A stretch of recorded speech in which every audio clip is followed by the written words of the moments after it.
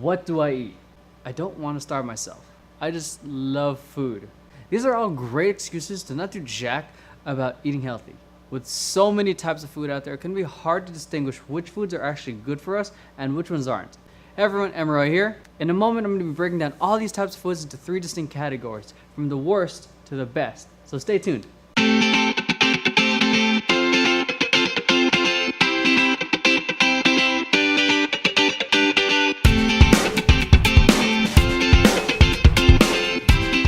Now before I get started, make sure you hit subscribe so these videos can come straight to you. And if you found this video beneficial in any way, hit like and share this with a friend. And if you want to connect, you can find me on Facebook, Instagram, here on YouTube, and over at my blog. And if you like strategies on productive living, health and fitness, and ways to achieve your highest potential, head on over to the blog and subscribe to my free newsletter.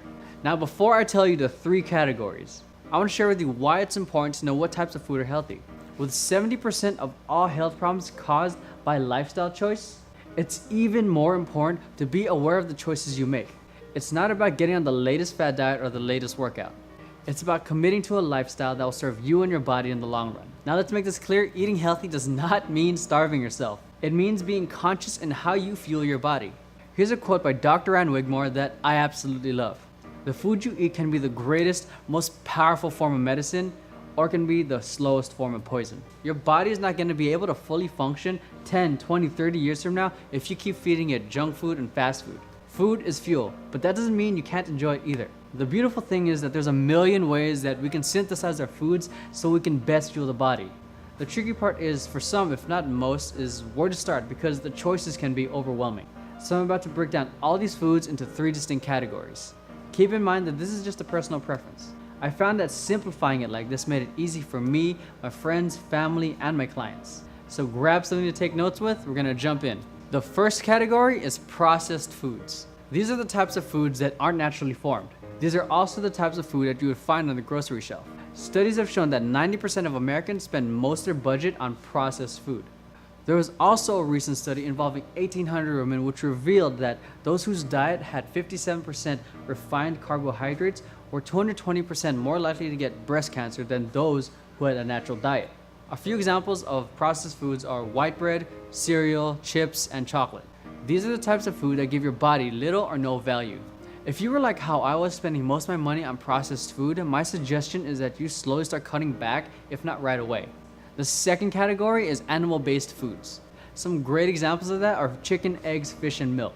This is my favorite food category because 1, I love my share of meat, and 2, it gives me the complete protein my body needs. But the thing is, with this particular food group, it can easily get high in fat if you eat more than you need.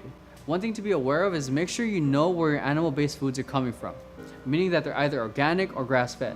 No animals injected with hormones here. My suggestion to this is that your plate should at least have 1/3 of animal-based foods. Why only 1/3? Like I mentioned, too much of it can easily become high in fat, and it can easily start building up your visceral fat, which is the fat that surrounds your organs. If you want to learn more about belly fat and visceral fat, there's a link I provided right down below that you can check out after this video. Last but not least, the 3rd category is plant-based food. If you're serious about losing weight, getting fit, getting healthy, upping your energy, this is the category I suggest you focus on. Because this is the category that provides you all the nutrients, all the vitamins, all the minerals, all the everything that the other 2 just can't put together. For years, I avoided this particular food group because I thought it would taste bad. And it wasn't until 2009, my girlfriend introduced some amazing dishes that were all plant-based that made me a believer. Some examples for this particular category are veggies, legumes, and fruit. Again, this is the most powerful of all the food categories. Yet I find it ironic that a lot of people avoid it. So my suggestion here is that your plate should be at least 2/3 plant-based food. So what does my plate normally look like? Usually I get 1/3 of meat like eggs, chicken, or fish, and the rest would be a mixture of spinach, tomatoes, mushroom, cauliflower, or beans. Anyways, that's it for today's video. I hope you enjoyed it. Now before you go, make sure you hit subscribe so these videos can come straight to you. And if you enjoyed this video and you found it beneficial in any way, hit like and share this with a friend. And if you would like strategies on productive living, health and fitness, and insight that I only provide through email, head on over to the blog and subscribe to my free newsletter. Thanks for watching Emroy TV, and I'll catch you guys later.